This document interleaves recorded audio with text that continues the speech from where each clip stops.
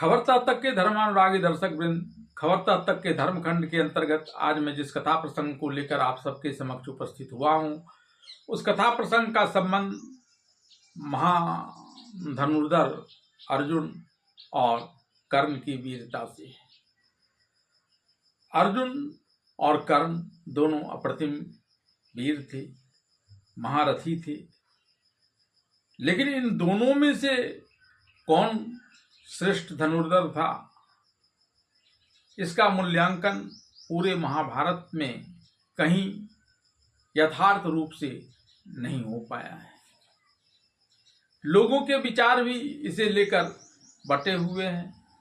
कोई अर्जुन को महान धनुर्धर मानता है तो कोई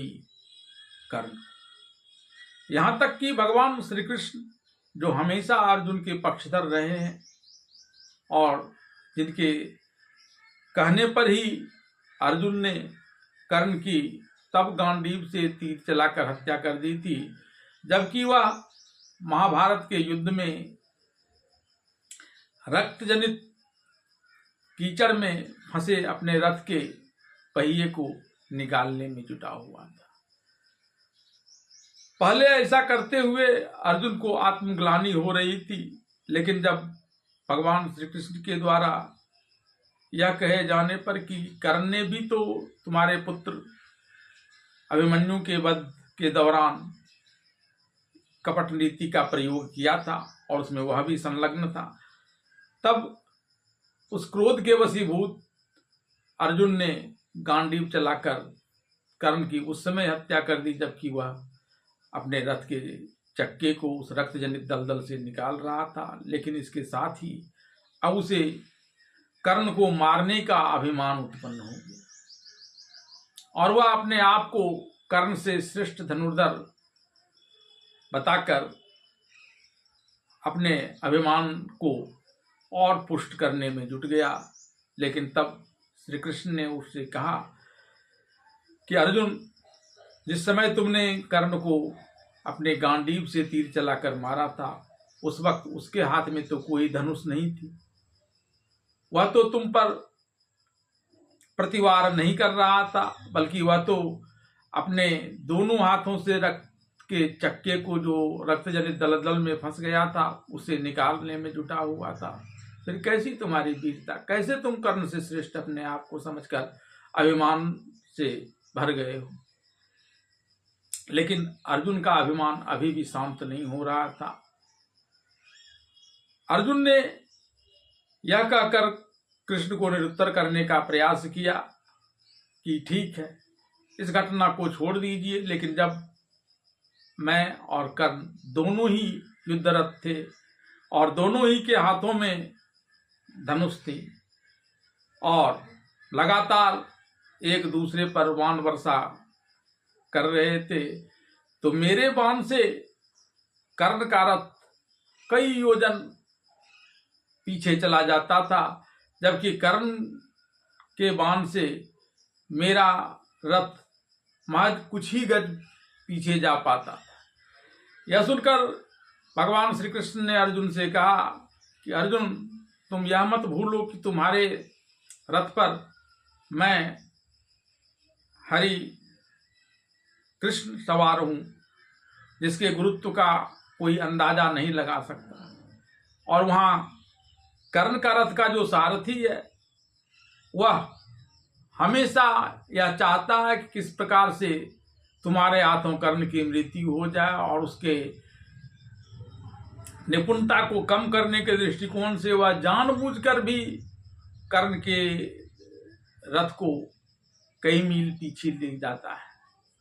इसके अलावा तुम्हारे रथ पर लगे ध्वजा के संचालन के लिए महावीर हनुमान बैठे हुए हैं, उनके गुरुत्व का भी अंदाजा तुम लगा सकते हो। और इन तमाम गुरुत्व के बावजूद यदि कर्ण अपने बाणों से तुम्हारे रथ को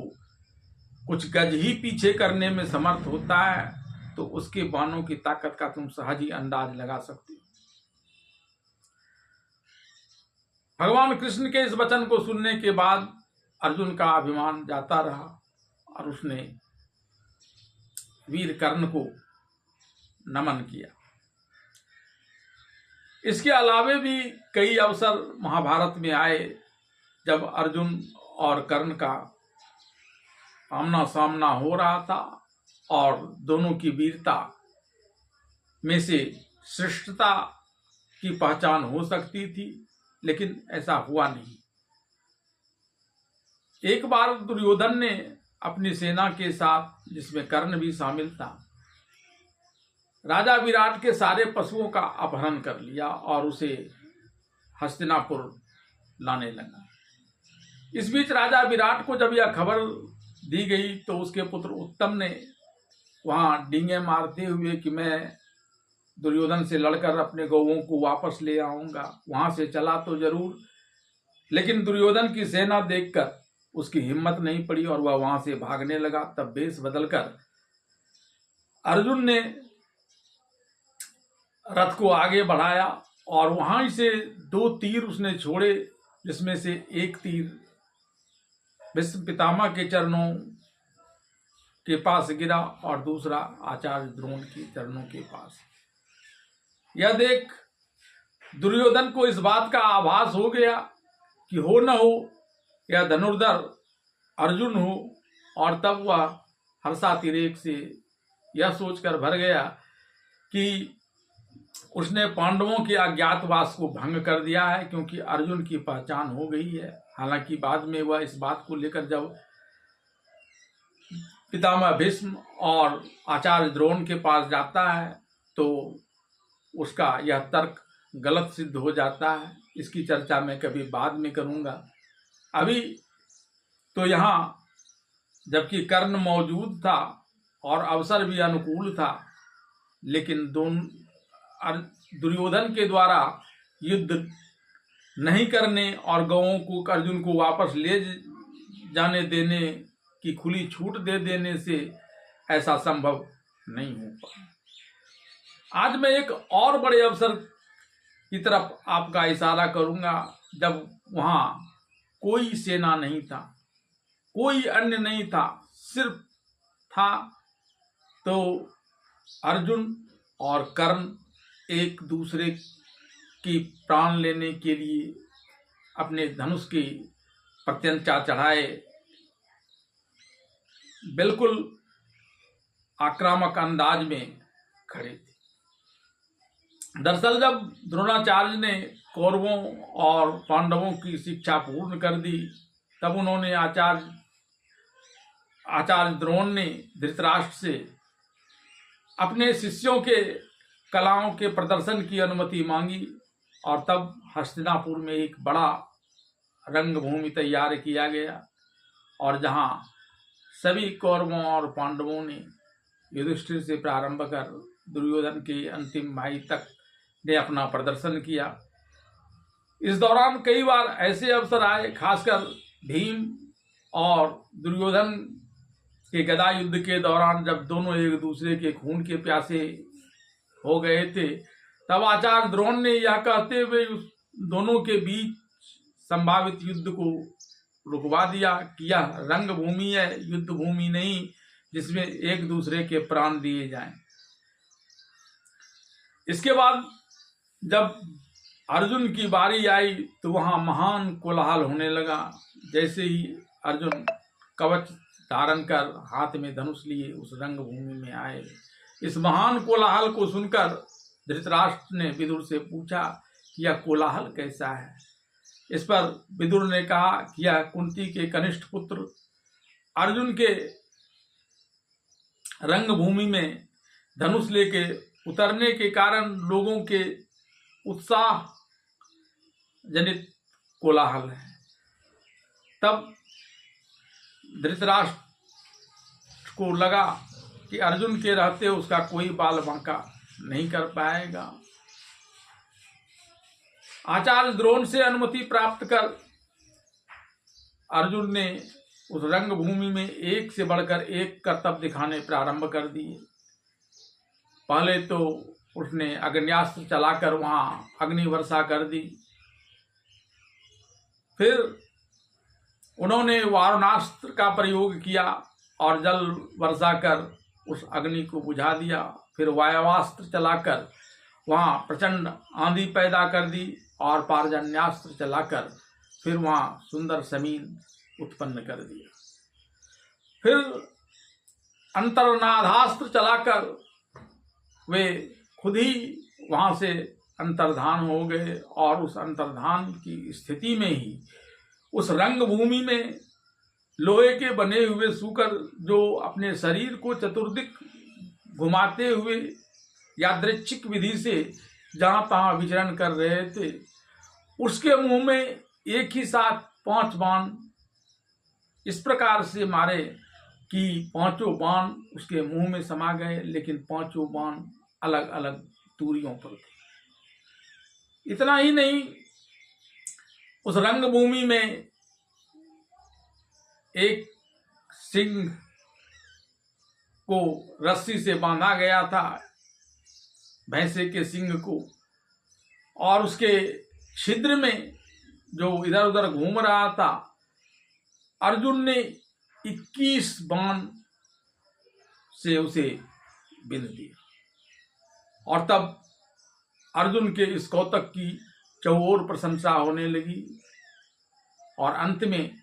जब प्रशंसा का यह शब्द कम हुआ और सभी अपने अपने घरों की ओर लौटने लगे,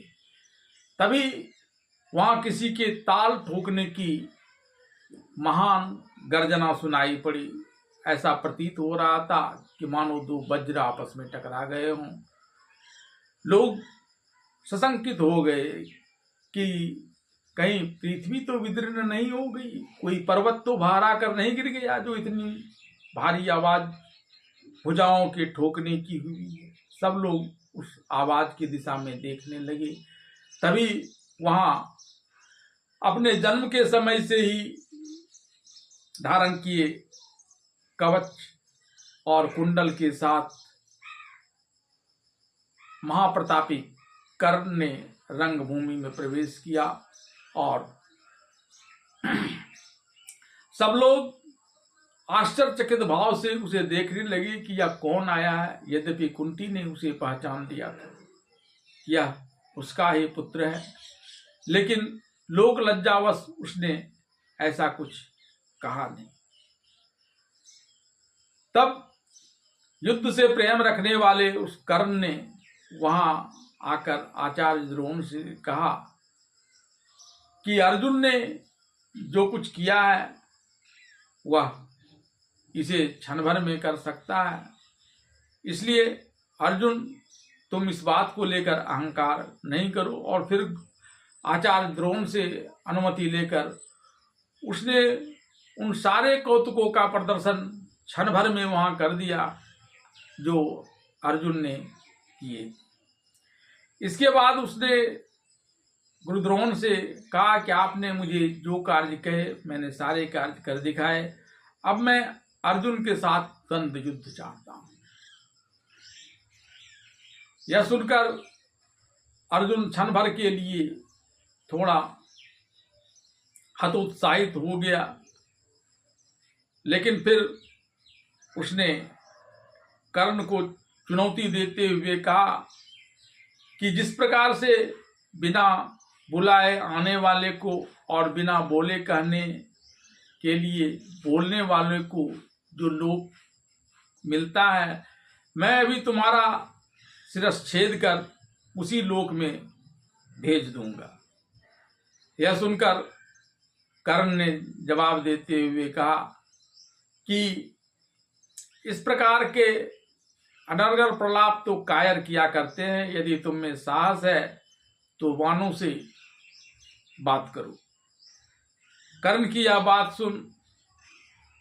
अर्जुन द्रोणाचार्य से आज्ञा लेकर अपने भाइयों से मिलने गए और फिर कवच धारण कर हाथ में गंडीव लिए कर्ण की ओर बढ़ने लगे। इधर कर्ण की प्रशंसा में दुर्योधन और उसके सभी भाई आ गए और इसका हर्षोल्लास करने लगे कि यह तुम बड़े ही अच्छे अवसर पर आए हो महोदय, तुम्हारा इस हस्तिनापुर राज्य में स्वागत है और इस राज्य को तुम अपना ही राज्य समझो और उपभोग करो। इसके बाद कर्ण भी अपना धनुष लेकर बीच रंगभूमि में चला आया। यद्यपि यह रंगभूमि थी, लेकिन अब यह समर भूमि की तरफ तेजी से तब्दील होती चली जा रही थी, क्योंकि एक तरफ जहां अर्जुन गांडीव को संभाले हुए कर्ण के प्राण लेने के लिए उत्सुक हो रहा था, तो दूसरी तरफ कर्ण भी इसी मुद्रा में आकर खड़ा हो गया था। अपने दोनों ही बेटों को इस प्रकार से हाथों में धनुष लिए एक दूसरे के प्राण हर लेने को उत्सुक देख कुंती बेहोश हो गई, क्योंकि कुंती तो यह जानती थी कि ये दोनों उसके ही पुत्र है। तब विदुर जी ने दासियों से कहकर चंदन मिश्रित जल कुंती के मुख पर छिड़कवाया, जिससे कुंती की मूर्छा तो टूटी, लेकिन वह इस बात को लेकर काफी व्याकुल हो गई कि उसके दोनों पुत्रों में से कोई एक या कहीं दोनों ही न मारा जाए। वहां मौजूद कृपाचार्य ने कुंती के इस मनोभाव को पढ़ लिया और वे उस रंगभूमि के बीच जहां अर्जुन और कर्ण युद्ध प्रारंभ करने की अनुमति की प्रतीक्षा कर रहे थे, वहां पहुंच गए और कर्ण से कहा कि तुम्हारे सम्मुख यह योद्धा कुंती का कनिष्ठ पुत्र है और यह कुरुवंश से आता है, और अब तुम अपना भी कुल बता दो ताकि यह तय हो सके कि अर्जुन तुम्हारे साथ युद्ध करेगा या नहीं, क्योंकि राजकुमार सामान्य लोगों से युद्ध नहीं करते। कृपाचार्य की यह बात सुनकर कर्ण का मुख लज्जा से झुक गया, लेकिन तभी उसके पक्ष में दुर्योधन वहां आ गया और उसने कहा कि राजा की 3 श्रेणियां होती हैं। एक तो उत्तम कुल में उत्पन्न राजा, दूसरा सेनापति और तीसरा सूरवीर। कर्ण सूरवीर है, इस नाते यह राजा है, लेकिन इसके बावजूद अगर अर्जुन किसी मान्य और स्थापित राजा से ही युद्ध करना चाहता है तो मैं अभी इसे अंग प्रदेश के राज्य पद पर अभिषिक्त करता हूं। और ऐसा कहते हुए दुर्योधन ने अपने पिता राजा धृतराष्ट्र से अनुमति लेकर कर्ण को अंग प्रदेश का राजा घोषित कर दिया और कृपाचार्य से कहा कि अब तो अर्जुन और कर्ण को आपस में लड़ने से कोई गुरेज नहीं होना चाहिए। यह सुनकर कृपाचार्य थोड़े असमंजस में पड़ गए कि वे अब इस युद्ध रोकने के लिए क्या करें, लेकिन तभी वहां कर्ण के पालक पिता अधिरथ आ गए। अधिरथ को इस युद्ध के होने की समाचार प्राप्त हुई थी और वह भागता भागता यहाँ कर्ण के पास आ गया ताकि वह कर्ण को बचा ले। कर्ण अपने पिता को इस प्रकार से अधीर देख अर्जुन से युद्ध जो अभी प्रारंभ नहीं हुआ था उसे यथावत छोड़ते हुए दौड़कर अधिरथ के पास चला आया। उसके दोनों चरणों में अपने मस्तक रख दिए और आंसुओं से धो डाला। कर्ण ने कहा कि आज दुर्योधन ने उसे अंग प्रदेश का राजा बना दिया है और अब वह अर्जुन से युद्ध करेगा। इससे पहले कि अधिरथ कुछ कह पाते तभी कर्ण के पिता सूर्यदेव जो